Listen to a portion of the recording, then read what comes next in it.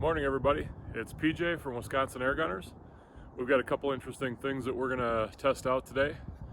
Main goal of our test is to look at the JSB Hades pellet in 25 caliber. Now we've done a lot of testing with this, we're big fans, it has great terminal performance, but today we're going to try it in the Umarex Gauntlet.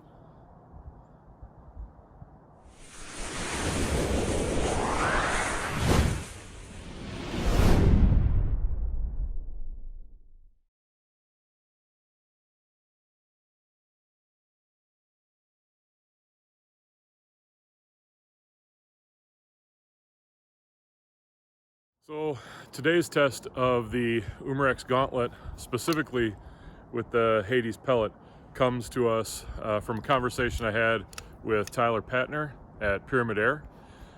Tyler was getting some questions about how the Gauntlet performs with the 25 caliber Hades. It didn't seem like a test that they were going to be able to get to, so I thought, what the heck, I got a Gauntlet, it's in 25 cal, certainly have plenty of these pellets. So why don't we put the two together and see how they work out. The Gauntlet we're using today is topped with the Bushnell 2:7 AR optic scope. It's a nice little scope given to me by none other than Cyclops Joe. Joe, appreciate the gift here.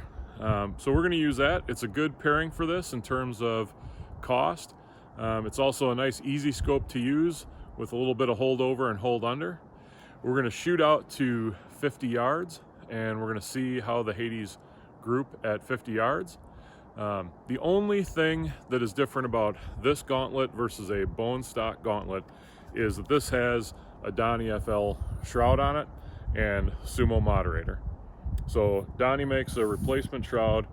The original Gauntlet shroud is baffled and it's a little bit longer. Comes out to about here. You can see that. But I'll be honest with you, I did not find that those baffles really did anything to moderate the noise. Well, I shouldn't say that. They definitely moderated the noise, but they didn't make it backyard friendly. So Donnie manufactures a complete replacement, which, because it doesn't have the baffles in it, actually shortens the whole thing. So when you add, in this case, a Sumo on, it's really not adding it out as far as it would be. The Gauntlet shroud, comes here, and then if you put another moderator on, it'd be way out here if you just did an adapter. But replacing the full shroud, because it gets rid of those baffles, which, to be honest with you, I didn't find really did anything at all. This makes the gun significantly quieter and much more manageable out here on the backyard range. Shooting today, we'll be using the magazine. If you're out in a hunting application, a lot of people like to use a magazine, so that's what we're going to use for testing today. And between each test, we'll be recharging the tank to around 2,900 PSI. That seems to be where it shoots best, coming from the top end. All shots today were taken off a front rest from a seated bench, shooting out of the window onto the backyard range. Up front we have the aluminum adjustable rest by Protector Model, and holding up the back end is a squeeze bag by Armageddon Gear. Because we hadn't fired this rifle with the Hades pellet yet, we set up the scope so that it was zeroed at 20 yards, and then we moved out to 50 yards and figured out where we needed to dial to make that shot. Okay, so we have an 8-round magazine loaded into the Gauntlet. We've got camera down range recording the shots. This is going to be 8 rounds, and it's 8 rounds because that's what the magazine holds. We're shooting with 25 cal JSB Hades.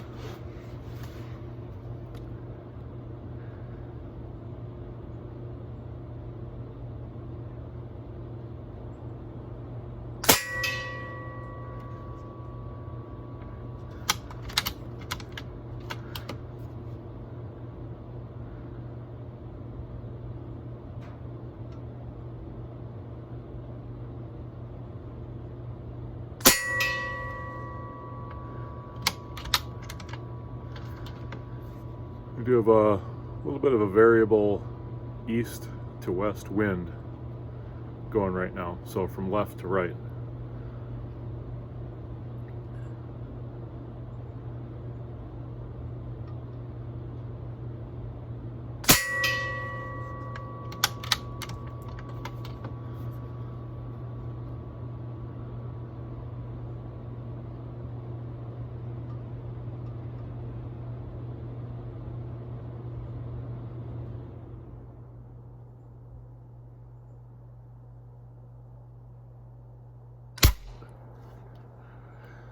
One of the things with the Gauntlet is there are several stops on the pull, and what just happened there was I didn't pull it back far enough to cycle the magazine. So as a result, we got no pellet.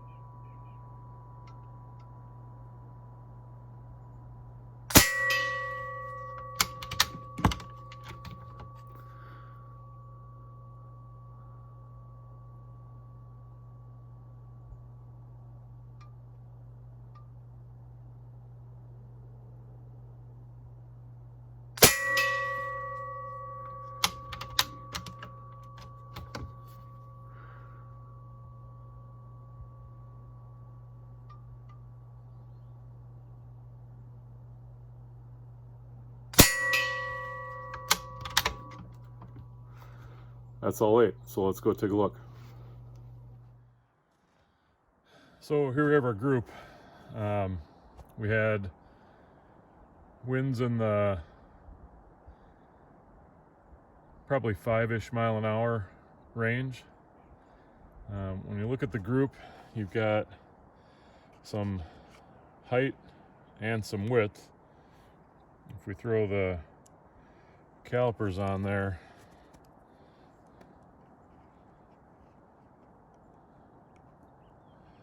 inch and a quarter, inch and a quarter, inch and a quarter. It's interesting, you've got the main body very much on a line up and down, and then kind of 2 flyers going left or right.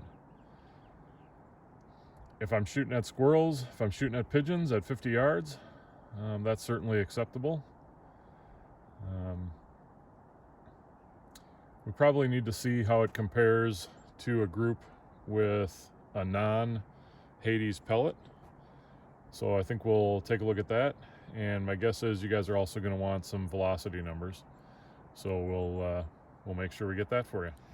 I mentioned wind, just to give you an idea of what today's like.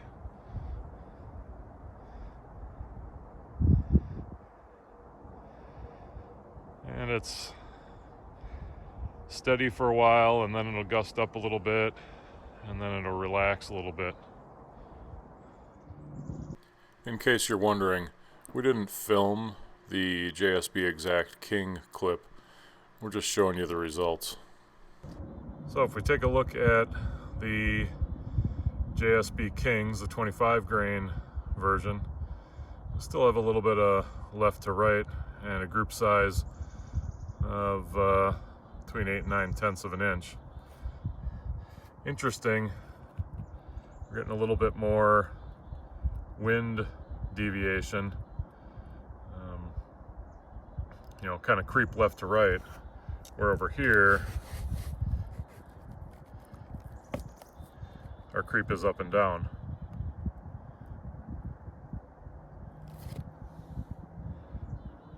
But there you see the comparison, 2 groups, both of them acceptable from a pest control standpoint. You're just going to get a lot more expansion and a lot more initial shock with the Hades versus the regular JSBs. There's one other thing to make note of here. The point of aim for the JSB Hades is the red dot to your left. The point of aim for the JSB Exact Kings is the blue dot in the center. The JSB Exact Kings are getting pushed significantly farther by the wind. My theory on this is that the Hades is designed on the Mark II body, which is a little bit longer and has a better ballistic coefficient. Since we needed to shoot more groups in order to get chronograph numbers, we decided to toss in the pictures of those groups. This is the first 8 shots with the Hades. This is the first 8 shots with the Exact Kings. This is the second 8 shots with the Exact Kings. And finally the second 8 shots with the Hades. The second group with the Exacts measures just over 1 inch. The overall group size is thoroughly unimpressive at almost 1.4 inches. However, if you take out the 2 which are likely wind related, you have a respectable 6-shot group at just under 3/4 of an inch. So where were we? Oh yeah, chronograph numbers. With the JSB Exact Kings, we have an average of 890 feet per second with a 16 feet per second spread and a 5.4 feet per second standard deviation. The chronograph work on the Hades pellets was very impressive, with a 877 feet per second average, a spread of only 4 feet per second, and a standard deviation of 1.5 feet per second. There was one other interesting thing to make note of while we were shooting these groups. Do you see the red target at the top left part of the corner? That was our point of aim for these shots with the JSB Hades. I think the 2 that are directly below it were a result of the wind dropping out when the shots were fired. This is the second group with the Exact Kings. I've circled the point of aim. The white boxes on the target are approximately 3/4 of an inch, and you can see that the wind was pushing the Exact Kings much further to the right than it did with the Hades. That's pretty consistent with what we saw in the first 2 groups we shot. If you remember the pest control warning from the beginning of the video, this is the part you'll want to pay attention to. So this was interesting. While we were finishing up the chrono string, shooting on the 50-yard target, a squirrel popped up on this stump right here at what I ranged at 82 yards. I don't have dope set up for the scope at 82 yards on this rifle. So I had to do a little bit of estimation, dialed it up, and lined up the shot. Took it, and it went high, but the squirrel didn't move at all. So put another round in and dialed up just a little bit longer, and have a look at this.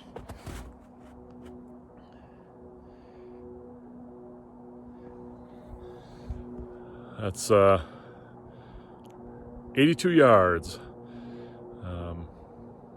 Umarex Gauntlet, Hades pellet. Really nothing to complain about there. I think you can say it's good enough for some pest work on the backyard range or wherever you might be out shooting squirrels. So just to give you an idea exactly how far we are, we're shooting out of that lower window there. Here's the stump where he was sitting, and that's where he fell.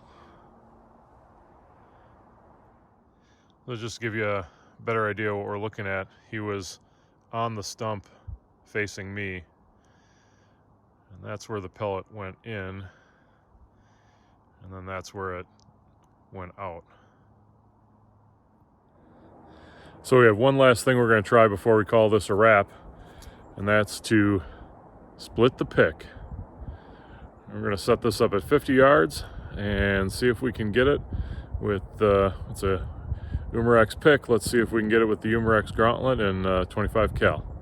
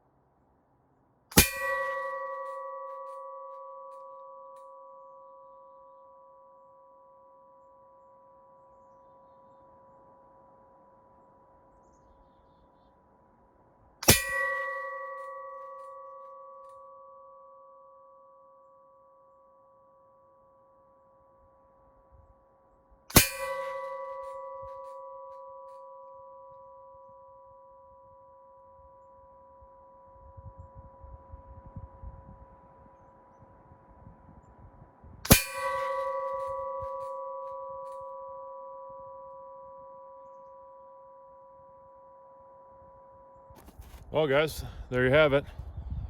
We split the pick there. So there you have it, the Umarex Gauntlet and the JSB Hades combination. I went looking for the remnants of that first pick, and that's about all I could find in the snow and pine needles. This guy just got snapped right in half. Final thoughts on the Umarex Gauntlet Hades combo for a hunting combination. I think it's just fine. You've got decent accuracy, and you've got all the power you need to take small game, squirrels, pigeons, things of that nature. Well, as we saw today, easily out to 80 yards and then some. I think the rifle itself is a little bit unrefined. If I compare it to anything else that I have, my Brocock Bantam Sniper or my FX Crown or Impacts, it's definitely a less refined rifle.